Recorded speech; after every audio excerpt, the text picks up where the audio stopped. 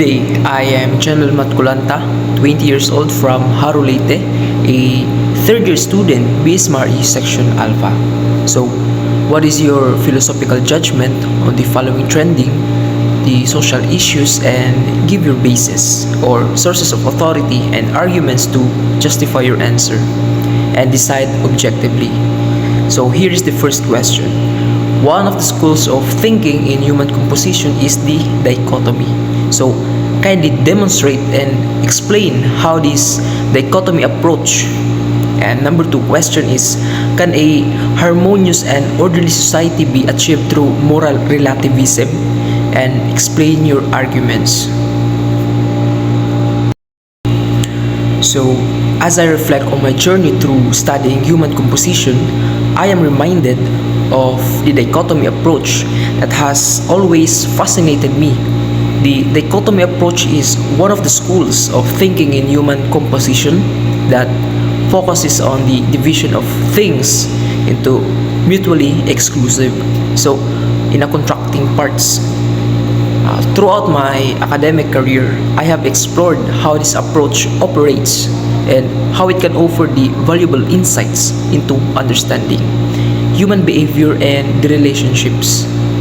One of the central aspects of the dichotomy approach is the idea that everything can be divided into opposing categories. This can be seen in various aspects of the human composition, such as the division of the good and the evil, the male and the female, and individual and society. So, by examining these dichotomies, we can gain a deeper understanding of the complexities of the human nature and the world around us. And in my studies, I have found that the dichotomy approach operates by highlighting the tension and the conflict between these opposing categories. For example, the dichotomy between the good and the evil can be seen in the moral dilemmas that people face every day. So, by exploring this dichotomy, we can better understand and the motivations and behavior of individuals in the different situation. And another way in which the dichotomy approach operates is by emphasizing the interconnectedness of these opposing categories. While they may be seen to be in opposition, they are often dependent on each other for their existence. Let me give you an example. Let's say the dichotomy between individual and the society highlights the ways in which individuals shape and in a larger social context in which they live. So, through my research and studies, I have come to appreciate the complexities and the nuance of this dichotomy approach, where it offers a unique perspective in the human composition that can help us and better understand ourselves and the world around us. By examining the tension and the connections between the opposing categories, we can gain a valuable insight into the nature of a human relationship and the behavior. So, in my conclusion, the dichotomy approach is a valuable school of thinking in the human composition that offers a unique perspective in the complexities of the human nature. By exploring the tensions and the connections between the opposing categories, we can gain a deeper understanding of ourselves and the world around us. And I am grateful for the opportunity to study this approach and look forward to continuing my exploration of its insights in the future. And that is all. Thank you. And here's my answer to the second question. So, growing up, I was always taught that there were absolute moral truths that we must adhere to in order to create a harmonious and orderly society. But as I became more exposed to different cultures, the beliefs and perspective, I started to question whether moral relativism could also lead to a cohesive and a peaceful society.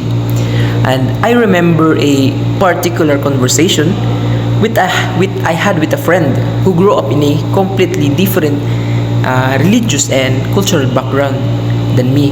So we were discussing the concept of the right and wrong and how it can vary so drastically depending on the one's upbringing beliefs.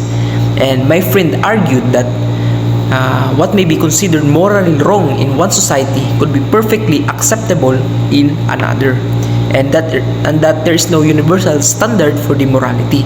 So, at first, I was taken aback by this notion.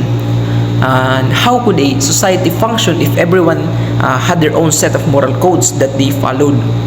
Wouldn't chaos and discord inevitably follow, right?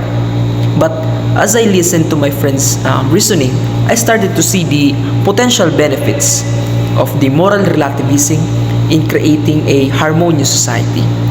One of the main arguments my friend made was that by acknowledging and respecting the diversity of the moral beliefs and the values, where we can foster tolerance, understanding, and empathy towards one another, instead of imposing our own moral framework onto others. We can learn to appreciate and even learn from different perspectives, and this in turn that could lead to a more compassionate and inclusive society where individuals are more willing to cooperate and compromise. Furthermore, the moral relativism can also encourage the individuals to think critically about their own beliefs and values, and to constantly reevaluate and reassess them in light of a new information and experiences. This can lead to a more dynamic and adaptable society that is open to change and growth. However, I also recognize the potential pitfalls of the moral relativism in creating a harmonious society. So, without a shared moral framework or set of values, there is a risk of moral degeneracy. If everyone is allowed to determine their own morality, there's a danger that individuals may prioritize their own self-interest over the common good, leading to a selfishness, exploitation, and even the violence. So, in my conclusion, I believe that a harmonious and the orderly society can be achieved through a moral relativism, but it requires a delicate balance of individual autonomy and the societal cohesion. So, by promoting the tolerance, the understanding, and the empathy, while also upholding a certain universal moral principles such as the respect for the human dignity, the welfare, we can create a society that is both diverse and united in its pursuit of a common good. And that is all. Thank you.